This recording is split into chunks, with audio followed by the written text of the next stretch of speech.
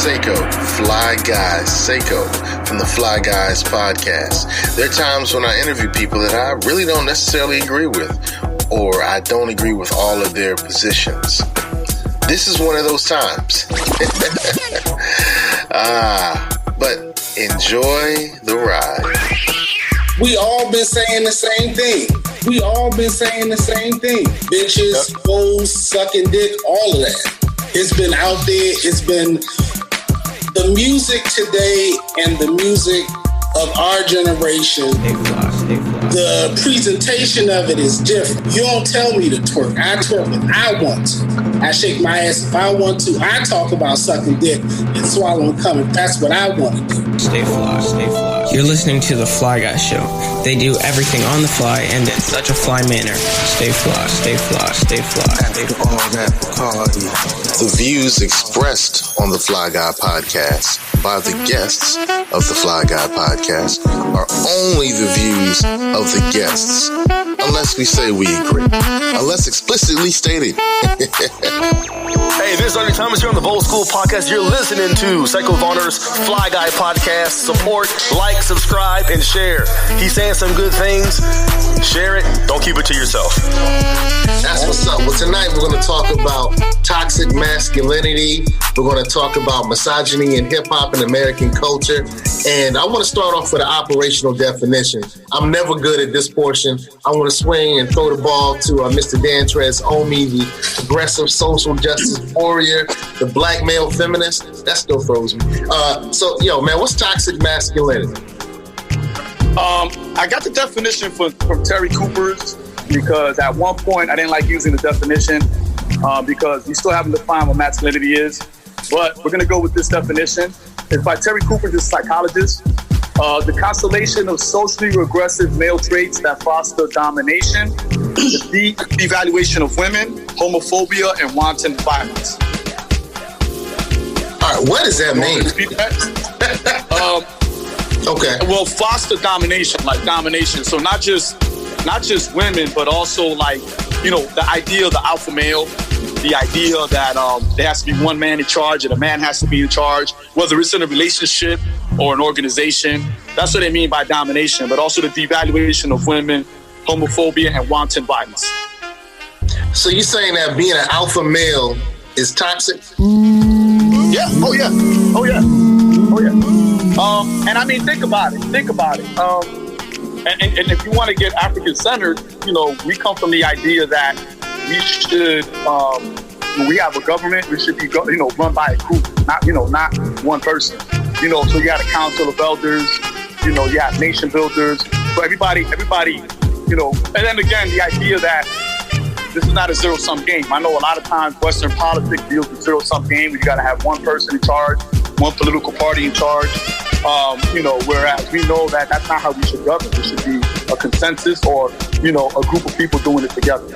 So, and what it was dope is that I'm currently reading Emergent Strategy by Adrienne Brown. She talks about how when it comes to organization, that it shouldn't be like a hierarchy. It shouldn't be like top tier. It should be like consensus versus one person making all the decisions. So I guess when Mr. Cooper is saying, well, I guess he's a doctor, when he's saying that, domination, not just in group, but also like in relationships. Also in relationships, there's that power dynamics as well. And it shouldn't be a power dynamic. It should consistently be reciprocity. All right, so does that bleed over into hip-hop? And Starr, I know that's one of the areas that you're really passionate about. You think that hip-hop is extremely misogynistic and is full of toxic masculinity. And I want to say, when it comes to this topic of toxic masculinity, that I want to make a distinction that we're talking about toxic masculinity, because I feel like people lump masculinity all together. There's toxic femininity, there's just toxic humanity. So, it's not just one thing. Like, I like masculinity. I don't like toxicity in any form. So, but yes, going off of the definition of like these traits that are in a large portion of hip hop is definitely toxic. And I think I've talked to you guys before about what triggered this for me, Seko, was a friend of mine sent me a link, a YouTube a YouTube page, and it was some, I'm going to call them obscure. I'm not really current on all of like pop culture, but nonetheless, there were some girls on Instagram and they had some videos and they were rhyming about, you know, their sexual prowess and this and that. And the comments, I think it was a man who posted it, and the comments were basically, the caption was, look at our women, you know, this is the end of us now. This is the downfall of, you know, our race. And I was like, that's interesting. I don't even know who these people are, and I bet most people don't. But hip hop has been talking about women in that manner, you know, for a very long time. But now that these two random, you know, sisters, whoever they are talking about what they're going to do with their vaginas and, you know, blah, blah, blah, then we're headed for a downfall. And I was like, that's real convenient. And that's some hell of a cognitive dissonance right there, for somebody to say that. I found that to be very interesting. And the friend who sent it to me was a man, and he was like co-signing it. I was like, that's very interesting to me. So now, because I feel like the sisters, y'all remember that commercial in the 80s when the daddy came in and he saw his little boy had the joint, and he was like, what are you doing? And the little boy was like, I learned it from watching you. I'm like, I think that might be where that came from. You know, they learned it from watching the inception of it. So that was interesting to me. And I'm like, that's cognitive dissonance right there, to say that is the downfall when men have been doing that towards women for a very long time. Wow, the artists you're talking about are the City Girls. City Girls. That's not I don't think that's, because that's Cardi B, right? Or the link that I sent. It was a clip. Oh, that's not Cardi B. That's the City Girls. Cardi B. Yeah. Oh, see, because I thought, okay. And be totally honest and transparent, I like the City Girls. I like the City Girls. I like a slim fine woman with some twerk with it. I mean, my issue wasn't even about the video. It was about the fact that they said that's the downfall. And I'm like, but I remember like being in second grade, the first time I ever heard hip hop, or that I remember. And I was in awe. I mean, I was just like, I remember when I saw Salt and Pepper's video, I remember LL, I remember all of that, like Slick Rick, and I was in awe. I was like, look at these black people. They were like, you know, older than me. I'm a little girl in elementary school, and it was so black, and it was so raw, and it was so us. It was so defiant. It was everything great. And then I remember when I got my granny to like buy me, I tricked her into buying me my first tape, which was The Great Adventures of Slick Rick. And I was so excited. And I think the first track was Treat Her Like a Prostitute. And now everything else I had heard, A Teenage Love, Children's Story, Hey Young World. And then I'm 9 and I heard like Treat Her Like a Prostitute and a whole bunch of other stuff. And I'm gonna tell you, it hurt. It shocked me. And it was actually hurtful. And so a lot of the music was, you know, we romanticize these things, but that misogyny is not anything new. No, you're right. You're right. It's funny because the other day we were sitting with the kids and my wife had never heard Tatiana. We played it for her. We played it for her, and then I'm just going right by what Starr was saying. We played it for her, and she was like, "Oh my God, I can't believe it!" And I was like, "Yo, hold on, homie." Because when we was young, we listened to a lot of stuff that was misogynistic. So I played some stuff for my kids from our era. My kids are like, "Oh wow, y'all was on it like that." So it's like, you're right. It's been a while. It's been around for a while. It's not anything new. So, I can understand why your friend said it's the beginning of the end, because whenever the women start accepting self-destructive behavior as being the norm and possibly propagating that, it really looks like we lost. So I'm not saying that it's hypocritical, because it is hypocritical, but I can understand why your friend said it looks like the end is near. Well, but everybody on the comment section, because he didn't say it, that's what the caption, the person who showed the clip, that's what they said, and everybody in the comment section was going in on the women. And I'm like, you have to take responsibility as to where that came from. You can't just say that's the beginning of the end if you don't talk about how that behavior came to be. Because it's like a lot of times, unfortunately, not all men, but a lot of men, they will see women who start calling themselves bitches and, well, y'all do it, or women who are around twerking and doing, whatever they have the right to do. But they don't see how when you're dealing in a society that is dominated by one group, what's the difference when women take on the behavior of the group that oppressed them or that was dominant than when black people do it? Like, black people have all of these reasons why we say, nigga, because it was something that subjugated us. It was something that oppressed us, and we took it and we made it our own. Then we also take on negative traits of the dominant culture. Not everybody, but enough of us do because of the society in which we grow up in. And so the same thing happens to women. And it's understandable for men when you talk about it in the context of how black people have dealt with oppression and how it affects us. And, when we talk about the Dr. Joy DeGruy, what is the word? Y'all know the word. Traumatic slave disorder. Oh, we know that post-traumatic slave disorder. We know that. We get that. But we don't understand it when we see the behaviors where now women say, well, I want to take agency over it. If it's all about my vagina, if it's all about my body, then, I'm going to be the one to control that because all I've been pumped. If you're a true fan of hip hop, like I've had to have cognitive dissonance as a hip hop fan because as much as I love it, it's like, I knew from a very young age, this is not good and it's actually hurtful. And I remember thinking about some of the men who I admired, as a lyricist. If I ever met them, are they going to be looking at me like I'm some, groupie broad where I'm like, yo, like, I like the art. I like how you spit. But if I actually enjoy your music, I don't get the same look as a man who is a fan or an enthusiast of your art. Like, I'm a bitch, I'm a hoe, I'm somebody that's trying to, it's just insane. Or when you listen to music where somebody is spitting or the beat is crazy, but they're saying, it's all laced with bitch this, hoe that. I mean, it's even music where, because I think I told y'all for a while, I stopped listening to hip hop, period. Like, I shut it down. I couldn't deal with it. As a mentor, this is when I first started mentoring Black male youth. And the things that we were talking to them about and getting them to understand how those lyrics affected them, like we saw it playing out and we would analyze things. And one day, I'm like 20, and one of them rolled up in a car with me with their friend, and I'm blasting Nori. What? Yeah,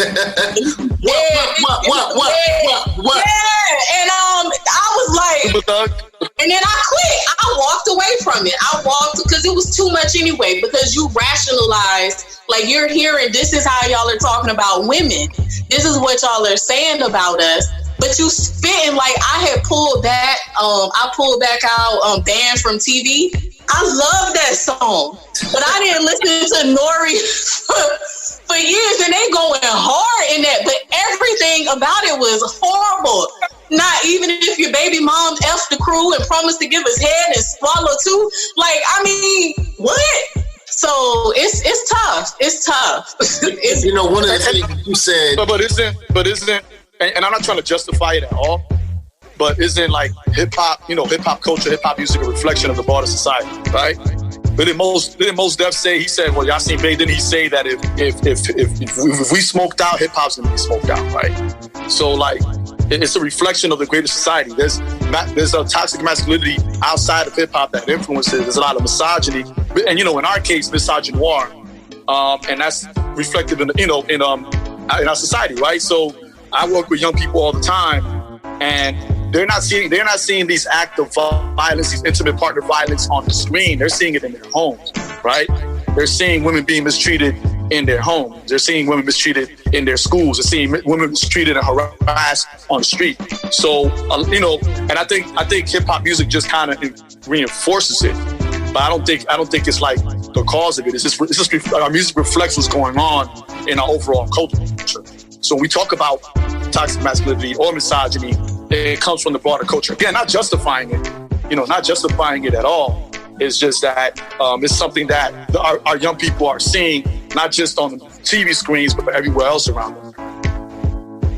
I think that it can. So one thing I would like to study or understand about our culture is how and why we are so susceptible to music. Because, and I'm not necessarily even saying that's a bad thing, but I think it does penetrate us in a different, myself included. Like, I'm a music fiend. I can't do life without music. And I know a lot of people that way, whatever their genre may be. I like a lot of different ones, hip hop being one of them. But I know a lot of Black folks who are that way. Even if it's trap all day, it's in their soul. It's in their blood like that. And I do think that the music has exasperated it, because I even know I can listen to certain music and it can put me in a certain frame of mind. Now, I'm grown and I'm not going to do it, but if you put on certain music, I'll be feeling like, and so I do think that the music I think people are sophisticated enough, particularly young people, sophisticated enough to separate fact from fiction. And the best example I could give is XXXTentacion, right? This rapper that was just recently murdered, and his music is atrocious, right? So what happened is, me and some young brothers, we got together one day, and I was like, yo, I want to understand what you like about this. Because the dude, this is the guy that stabbed his baby mama in the eye with a pencil, right? This is the guy that admitted to attacking a gay person in prison because he told the guards he didn't want no gay person to cell with him. So this guy's like probably the worst of the worst. But a lot of young Black men and boys between the ages of, I'm going to say 15 to about 22, they see him as Tupac, right? They've told me this. So we sat down, we circled up, and we sat down. I said, I want to understand what it is about him that impresses you when you guys think he's the next Tupac. So they let me hear some of his songs, and there's some of his songs that I really cannot fuck with. But then there's some of his songs that talks about Black mental health. It talks about, attempting suicide. It talks about cutting themselves, because a lot of young Black people now are cutting themselves, So, and that's what they can. That blows my mind that you see us. It make me become a fan of him, but it helped me understand why young Black boys and young Black males today see him as their Tupac. So, and I know I'm saying his name wrong, but XXXTentacion. So, did he get murdered? Yeah, he got murdered. Yeah, he got murdered. And there's, conspiracy theories that he's still alive. And a lot of young people see him as their Tupac. And that's what they refer to him as. Even though none of his music was ever revolutionary at all, I feel some people have a better sense of discernment than, others. And it plays out in different ways. Like, certain people may go so far, everybody's not going to go all the way to I'm going to be a murderer. But does it shape the way I view women? Does it exacerbate it, possibly? Does it exacerbate how I should, look or what I value? Yeah, I think it does affect that. But I want to go back to the whole thing about if it was City Girls, because I don't think what I sent was a link to City Girls. But I'm going to go back and check to make sure. But if it was, whether it was that or whatever it was that I sent, how is it, Seko, that men can point to that and say that that's the downfall, but not talk about everything that led up to that? Well, I want to make sure that Sam get his point in.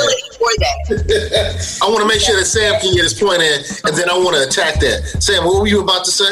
I was about to say, when it comes to music is a reflection of our surroundings, our environment, how we feel. We grew up, we judge this generation's music, and they discard our music. Here's the thing. We all been saying the same thing. Bitches, hoes, sucking dick, all of that. It's been out there. It's been the music today and the music of our generation. The presentation of it is different, but the messages are still the same.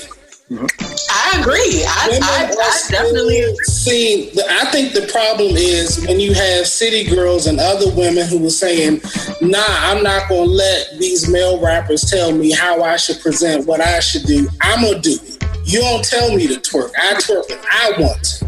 I shake my ass if I want to. I talk about sucking dick and swallowing cum if that's what I want to do."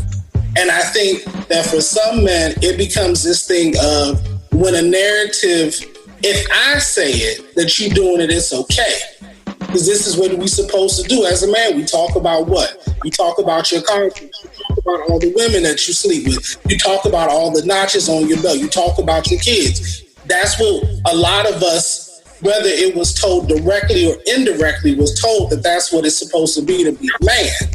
But if a woman is out here saying, yeah, fuck these motherfuckers, I don't give a fuck. If I want to suck his dick and the whole crew, I'm going to do it. It becomes an issue. Because then, in a way, for some men who subscribe to toxic masculinity, this woman is now basically has a mantle of masculinity. And they have issues with that. Because a woman can be strong in a certain sense, as long as it does not mimic or be on the same level as his quote-unquote masculinity. Because with toxic masculinity, you always have to be seen above everybody and everything. But equality, toxic masculinity, it can't handle that. Toxicity is fragile. Those toxic behaviors are usually fragile behaviors. Absolutely. It's backed up by fragility, not strength. I agree with everything you said, but and I mean, not like, okay, I know I probably, if you play hardcore right now, wherever you started, I know the whole thing probably. I know the whole thing. Now, I wouldn't get out like that. I had the strict daddy, but nonetheless, I know all the hardcore and Il Nana too. Well, hold on, for the uninitiated, what album are you referring to when you say hardcore? Lil' Kim. Lil' Kim, yeah. You don't remember Lil' Kim? No, I'm just saying for the uninitiated, they need to know. They need to know. They need to know. I know, right? Yo. But I think, Starr, to your point, you said something earlier that Sam didn't get a chance to mention, and that's about agency, right? Women have agency over their own bodies. So city girls are an example of women who have agency over their own bodies. Toxic masculinity says, like Sam was alluding to, you can't have agency over. I have agency over your body. You can't have agency over your body. That's what the dominant part is. Like, no, you can't do that. Like, you got to put all your clothes on. You know, you can't be doing all that. You can't be telling us that you're going to go out and suck his dick. You can't do that. And when women say that, they have that agency, and it threatens that toxic masculinity. It does. And I mean, I just wish that men, and it's not all men who, think that way, but for the ones who do, you have to take responsibility of where that came from, because it's an oppressive feeling. It's a hurtful feeling when something that you like, something that you feel you are a part of, but it's constantly demeaning you. And then especially anybody who's trying to come up through that. So then you feel that, I'm sure they feel, well, I want to empower myself. Or if you see that sex is what is drawing the attention to women, then yeah, I'm going to take it and own my own. Like, you won't pimp me, you won't be my pimp. I will come out and I will do this myself. Do I think that all of that, is the message that we should be pushing, whether it's coming from a male? I'm like, there never seems to be like a happy medium. There are always extremes, but we never seem to find our way with a happy medium. Like, I don't feel anybody needs to be oppressed, and I don't feel, any of that. But I mean, it's like, what happens when people try to come out of oppression, usually any group, is that it's like, rah, it goes very, because they were caged and now they are coming out and they are feeling, free. And I don't necessarily think that we win if all of our women are running around and they want give a line of head. I don't think that's something that we should strive for. But at the same time, and I don't think men should be, standing up talking about a line of, bitches, give me head.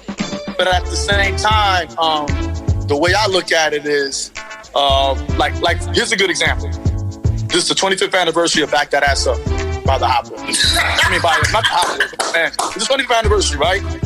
I'm not going to sit here and act like 25 years ago I was digging it, because I wasn't. I'd be a liar if I told you that. And I think Seko can remember that, right?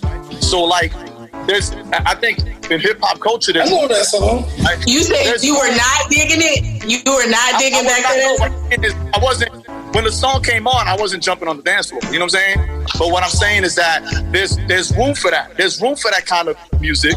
There's room for, there's room for KRS One. There's room for, E40. There's room for that. So if that's the kind of stuff, that's the kind of music you like, I'm all for it. If that's how you get down, I'm all for it. If you are in a polyamorous relationship, I'm all for it. I think there's room for all that. It ain't everybody's cup of tea, right? But what happened with us, that's the difference between us and now, because I agree with what he said earlier, that, the presentation is different. Like, the content is pretty much the same. The way it's presented is different. I think things were a little more lyrical back in the day and maybe stuck to the culture, like the culture. I disagree. I disagree with that. I disagree with that. There's some. There are some, right? Yes, there's always going to be some. But I think for the most part, I think it's not that way for the most part.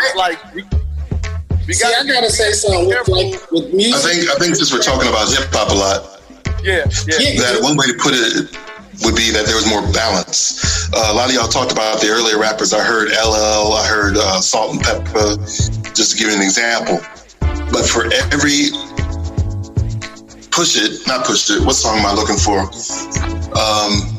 The one Salt and Pepper did, talking about how they want to swoop. For every shoot, they had 8 or 9 or 10 songs that were talking about other things, as opposed to a lot of these modern artists where the whole album is bitches, hoes, I'm in the club, bitches, hoes. The variety is not here anymore. Say that one more time? I agree. I feel like what's the difference now for us back then, it was like a smorgasbord of whatever you were into. And if you crossed into different ones, it was available. Like if you wanted Kid and Play, Biz Markie, you just want to party or you want to have fun, you had that. If you wanted the conscious, you had a Native Tongue, you had an Abundance, X-Clan, PRT, Brand Nubian, all of that. If you were Too Short and an NWA in it and all of that, you had all of that. Like we had a smorgasbord. I think that's just the biggest difference and what I feel for the youth, because in none of this am I blaming them, because I'm not a blamer. I want to be a bridge builder, and if what they don't have, I feel like it's our generation's fault. So it's no knock at them, but I do feel bad for them, like hurtful, seriously, in a lot of ways, that smorgasbord that we had, they just don't, now that it's been really corporatized, like we caught hip hop at a time where it was still burgeoning, and we caught some new things that came in, and now it's just like corporatized as hell. And they that's where I feel for them, where you don't have that. And I know somebody's gonna say, well, it's there. Yeah, I mean, I'm not saying that there aren't things that there's not some variety, but I think if we say that is anywhere near that same level. Another thing, when we lost radio like we had it, everybody, like people go and they find their, like somebody might know about such and such, and they have their small little following of people who know a person who is more lyrical, or a person who is more about partying. But the whole youth rocking to something like that, like we had that experience. Unfortunately, as far as I know, I don't see them being able to have that, and I feel for them for that. Like, I wish they could know that. I'm gonna say this, and I'm gonna move on, because we could talk about this as much as we want. But like, Kendrick been winning Grammys, man. J. Cole been getting nominated for Grammys. Last year, Rhapsody got nominated for a Grammy. I'm just saying that And most young people don't even listen to the radio. The most streamed app on the phones right now is YouTube. And all these cats. Yeah, that's what I'm saying. But that was actually to my point. I'm going to the old record labels. So like all these rappers that I mentioned earlier, you know, XXXTentacion and all of them, they didn't have no singles on the radio. I was all through SoundCloud. You know, those cats, he was getting 30,000 a show. You know, like, and he didn't even go through, you know, all these people, Earl Sweatshirt, all these cats that are out now, you know, they don't really get radio play. Because this stuff is too raunchy. But they're all on SoundCloud, they're all on YouTube, and which I think is dope. Even though I don't like XXXTentacion, I think it's dope that we don't even go through the middleman anymore. But you know, again, I want to not talk about, you know, stay on that topic because you can go back and forth on it.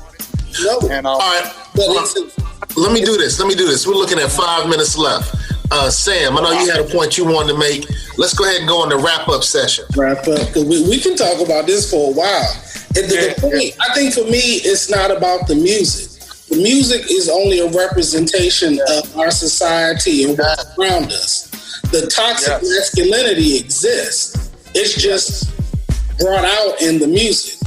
Does it influence? Absolutely. But rappers, musicians, at the end of the day, they do it from their experience. They do it from what they see, from what they experience, from what they were taught. And that's what we're seeing. Our thing is now that we have, I think, always been aware that toxic masculinity exists, I think now as we've gotten older, as our views have changed, as some of you all have become parents and we've become older, we ask ourselves now, how can we make sure that we, as far as music, we can love it and enjoy it, but how do we make sure that we don't continue to contribute to the perpetuation of toxic masculinity? Good question. Walt, how do you answer that? You have a 15-year-old daughter. You on the spotlight. She's probably going through the same thing that Starr talked about. Starr mentioned in one of our earlier podcasts that listening to hip-hop and loving hip-hop was like being in a bad relationship. And it's abusive, but you keep coming back. Because when it's good, it's so good. But on the real, it's funny because I mentioned to Seko when I came in here that I had been at dinner with a young lady. We talked a little bit about this. I'm not listening to anywhere near as much hip hop as I used to, and the misogyny and ignorance is a big part of that. And it started when I had Ava in the car as a little girl. I couldn't, in good conscience, play that stuff. Mostly because I knew she repeated. That's how I knew Shoulderling was going to be a hit. She's 2 years old, can't even speak. She in the back talking about Charlie, Charlie. And that's how I knew that song was going to be a hit. But I also knew, she's paying attention. She's hearing all this. So I started expanding again, even more than I already was doing as a DJ. So now I'm playing reggae, I'm playing EBM, I'm playing country. And I'm not dipping into the hip-hop crate as much as I used to. At least when she's in the car. Gotcha. So it's because you talk about the toxic masculinity, but that's not it. I mean, it's the ignorance in general, drug culture, ghetto. It's all there, and there's very little balance. Whereas I find that in other musical genres. So how do we get to the balance? Starr, how do we get to the balance? And we're going to end with Danny.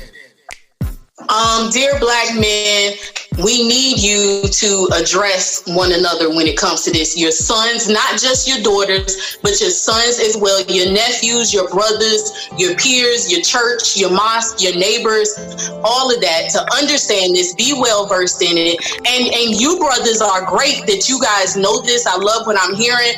Make your voices be the voices that are heard as well. Your voices matter. Like, we need to hear more from you, and you guys are a breath of fresh air to a Black woman. Like, please know that. So don't silence yourselves. Please be the squeaky wheel.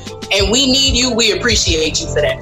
Dan Tres Omi, take us home, brother. What do we do at this point? We got to mentor our young Black boys. We have to model the behaviors that we want them to get because they're getting bad modeling. Have the discussions. Talk to young men about that. Have them do the emotional work, right? Tell them about what misogyny is. Tell them about what patriarchy is. Tell them about what the white supremacist capitalist patriarchy is. Have these discussions with them. Talk about intimate partner violence. Talk about misogynoir, violence and hatred against black women. Like, put these vocabulary words in their head, because when you do that, now they got something. They say, I have a name for what this is, and they could deal with it. Yes. You're supposed to put a B word after that. Brother, boy.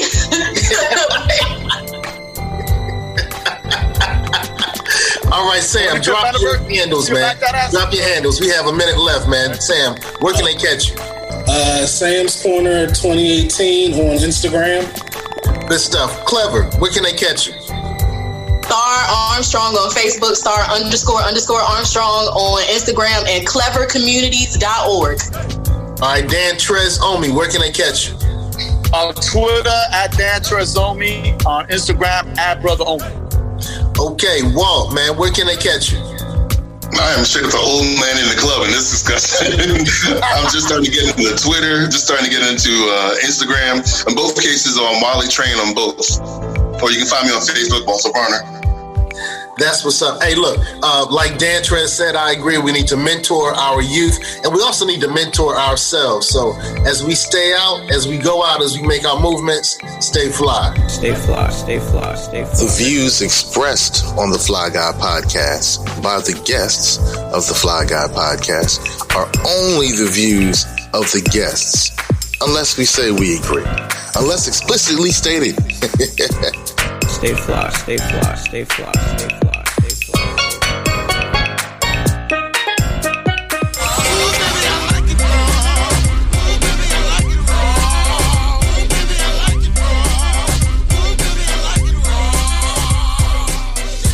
Stay conscious. Stay fly. Stay fly, stay fly, stay fly, stay fly, stay fly, stay fly, stay fly, stay fly.